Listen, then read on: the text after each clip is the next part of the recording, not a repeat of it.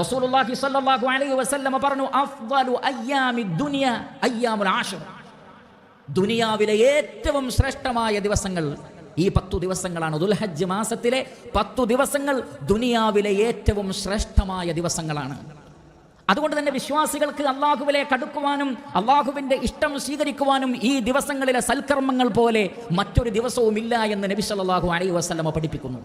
സ്വഹീഹായ ഹദീസിൽ നബി സല്ലല്ലാഹു അലൈഹി വസല്ലം പറയുകയാണ്, മാ മിൻ അമലിൻ അസ്കാ ഇൻദല്ലാഹ് വഅഅ്ളമ അജ്റൻ മിനൽ അമൽ.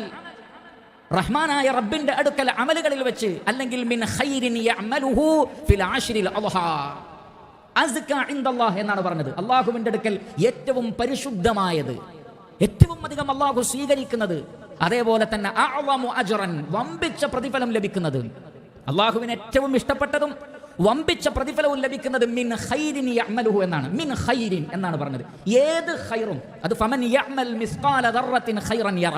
മിസ്ഖാല ദർറത്ത് ഖൈറാണെങ്കിലും ശരി, റഹ്മാനായ റബ്ബിന്റെ അടുക്കൽ അത് ഏറ്റവും പുണ്യമാക്കപ്പെടുന്നതാണ്, ഏറ്റവും പരിശുദ്ധമാക്കപ്പെടുന്നതാണ്. ഫിൽ അശ്രിൽ അദ്ഹാ.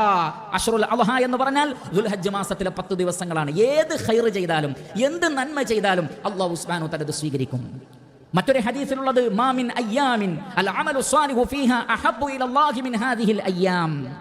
ഈ 10 ദിവസങ്ങളിൽ അള്ളാഹു സൽക്കർമ്മങ്ങളെ ഇഷ്ടപ്പെടുന്നത് പോലെ വേറെ ഒരു ദിവസവും അള്ളാഹു ഇഷ്ടപ്പെടുന്നില്ല എന്ന് പറഞ്ഞാൽ, സൽക്കർമ്മങ്ങളെ അള്ളാഹു ഏറ്റവും കൂടുതൽ ഇഷ്ടപ്പെടുന്നത് ഈ ദിവസങ്ങളിലാണ്.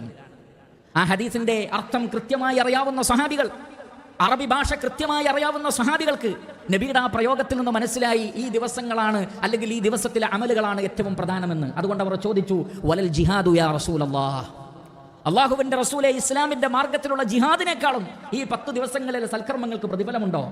നബി സല്ലല്ലാഹു അലൈഹി വസല്ലമയുടെ മറുപടി, വലൽ ജിഹാദു ഫീ സബീലില്ലാഹ്. അതെ, അള്ളാഹുവിന്റെ മാർഗത്തിലുള്ള ജിഹാദിന് പോലും ഈ 10 ദിവസത്തെ സൽക്കർമ്മങ്ങളുടെ പ്രതിഫലമില്ല. എങ്ങനെയാണെങ്കിലല്ലാതെ, ഇല്ലാ റജുലുൻ ഖറജ ബിനഫ്സിഹി വമാലിഹി വലം യർജഅ മിൻ ദാലിക ബിശൈഇ.